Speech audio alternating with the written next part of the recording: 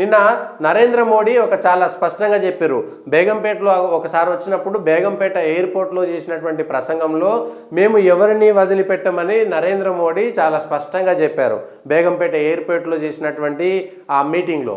అయితే ఆ తర్వాత కేసీఆర్ వాళ్ళ కుటుంబం నుంచి ఎవరు అరెస్ట్ అవుతారనేటువంటి అంశం ఉన్నది. అయితే నిన్న మళ్ళీ చెప్పారు అవినీతి పరులను వదలము, అది కాంగ్రెస్ అయినా బీఆర్ఎస్ అయినటువంటి అంశము.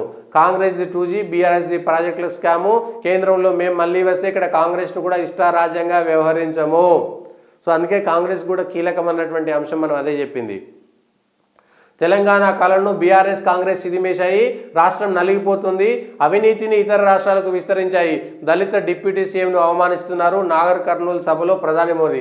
నాగర్ కర్నూలులో కూడా నాగర్ కర్నూలు లాంటి ఏరియాలో కాంగ్రెస్ బలంగా ఉంది, మహబూబ్నగర్లో బలంగా ఉంది అనుకున్నటువంటి దశలో నిన్న నాగర్ కర్నూలులో మొన్న మల్కాజిగిరిలో ఇచ్చినటువంటి జనాలకు వచ్చినటువంటి సభలను చూస్తే నిజంగా బీజేపీ ఊహించినట్టుగా మోడీకి కొంత ర్యాలీ అవుతున్నారు. తెలంగాణ సమాజం ఒకటి కేసీఆర్కి వ్యతిరేకంగా ఉంది.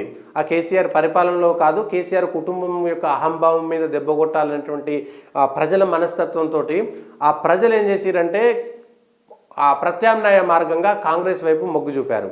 మళ్ళీ ప్రజల్లో ఏమొచ్చిందంటే ఇగో మేమైతే కేసీఆర్కి వ్యతిరేకంగా కాంగ్రెస్కి ఒక ఓటేసినాం, అయిపోయింది, ఆ కక్ష తీర్చుకున్నామన్నటువంటిది ఉంది.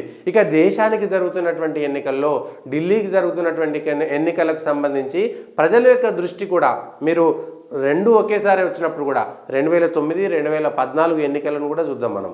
2009, 2014 ఎన్నికల్లో కూడా ఒకేసారి అసెంబ్లీకి, ఒకేసారి పార్లమెంట్కి ఎన్నికలు జరిగినాయి.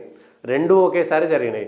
జరిగినటువంటి ఎన్నికల్లో కూడా అట్లాంటి ఎన్నికలు అంటే ఒకేసారి ఎన్నికలు జరిగితే ఎమ్మెల్యేకి ఒకటే పార్టీకి వేస్తే మళ్ళీ ఎంపీకి కూడా అదే పార్టీకి వేయాలి కదా.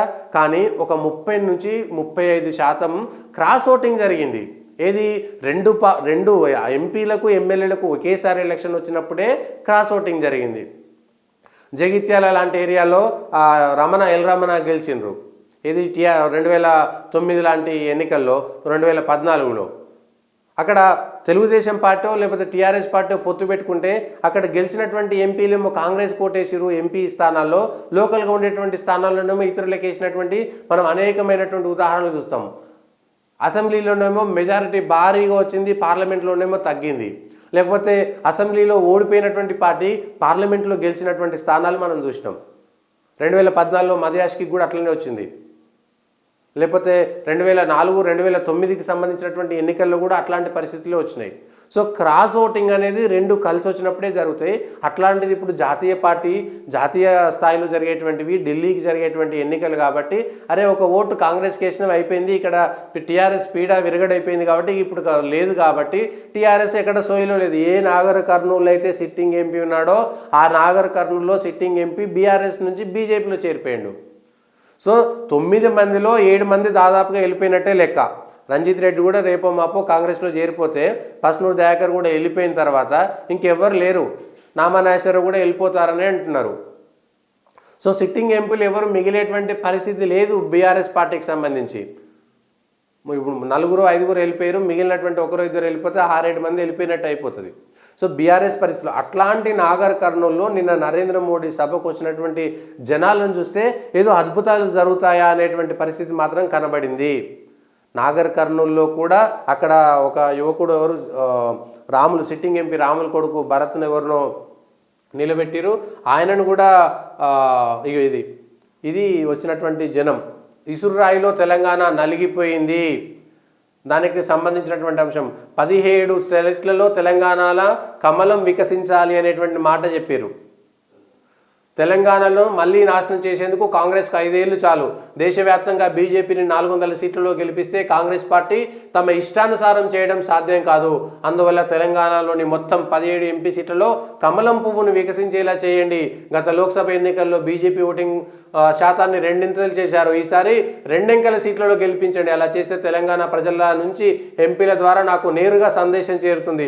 మీకు మరింత సేవ చేసే అవకాశం నాకు లభిస్తుంది. మీ కష్టాలు, సమస్యలు, ఆకాంక్షలు తెలుసుకుని వాటిని తీర్చేందుకు రాత్రి ప్రగలు శ్రమిస్తా. నిజంగా ఆ విషయంలో ఒప్పుకోవాలి, నరేంద్ర మోడీ సెలవు తీసుకోలేదు 2001 నుంచి ఇప్పటిదాకా. దాదాపుగా 20 ఏండ్ల నుంచి ఆయన ఒక్కరోజు కూడా 22, 23 సంవత్సరాలు అధికారంలో ఉన్నాడు. ఒక్కరోజు కూడా జ్వరం వచ్చింది, కాళ్ళు వచ్చింది, కడుపులో వచ్చింది, నాకు సెలవు కావాలి, లేదా కుటుంబం నుంచి విహారయాత్ర చేస్తా అనేటువంటి మాట ఒక్కరోజు కూడా చేయలేదు. పొద్దుగాల 4 గంటలకు 5 గంటలకు లేస్తే రాత్రి 11, 1 గంట, 2, 3 గంటల దాకా కూడా పనులు చేస్తున్నటువంటి సందర్భాలను మనం చూస్తున్నాం. ఒక్కరోజు 20 గంటలు కూడా పనిచేస్తున్నటువంటి సందర్భం చూస్తున్నాం.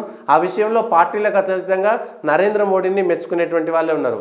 మిగిలినటువంటి అంశాలు పక్కన పెట్టేస్తే పార్టీలకు సంబంధించి, సో తెలంగాణకు సంబంధించినటువంటి అంశంలో ఇదే జరుగుతున్నది. మరి నాగర్ కర్నూలులో, మహబూబ్ నగర్ లాంటి జిల్లాలో ఇట్లాంటి జనాలు వచ్చిన తర్వాత మరి ఎట్లాంటి ఫలితాలు వస్తాయనేటువంటి అంశాన్ని మనం జాగ్రత్తగా గమనించాలి.